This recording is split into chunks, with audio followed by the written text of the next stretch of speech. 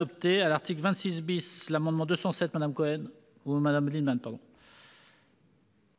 Oui, chers collègues, cet amendement propose la suppression de l'article qui vient d'un amendement du député Thomas Mesnier à l'Assemblée nationale, qui vise à maintenir le financement à l'activité des hôpitaux T2A que nous avons toujours combattu. Mais à une petite nouveauté près, c'est qu'il y a une pondération selon la gravité des affections des patients et l'intensité de leur prise en charge. Ce système pourrait paraître judicieux pour rémunérer les passages de patients compliqués, mais va aussi inciter les hôpitaux à réorienter plus largement les patients simples vers la ville, alors même qu'il n'y a pas assez de médecins de ville. Comme l'a dit Christophe Prudhomme, porte-parole de l'Association des médecins urgentistes de France, ce retour au forfait de réorientation est hors du temps. Actuellement, la dotation est calculée sur le nombre de passages aux urgences de l'année précédente et 25 € sont alloués par passage sans hospitalisation. Non seulement cette dotation populationnelle doit être pondérée par un indice de précarité afin de prendre en compte les difficultés sociales, mais surtout, tant qu'il n'y aura pas d'augmentation véritable de l'enveloppe des établissements de santé, on ne peut attendre un miracle de cette proposition.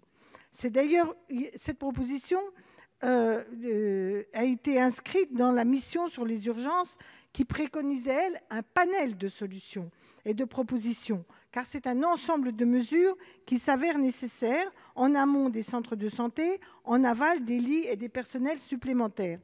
Or, prendre cette mesure isolément, au lieu d'améliorer la situation, pourrait aggraver les inégalités sociales. C'est pourquoi nous proposons sa suppression. Merci, monsieur le rapporteur.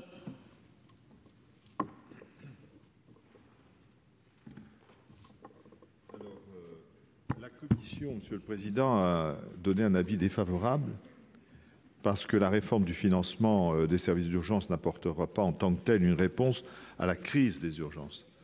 Néanmoins, le caractère inadapté du mode de financement actuel des urgences a été relevé dans de nombreux rapports, dont celui d'ailleurs du Sénat, de Laurence Cohen et de René-Paul Savary.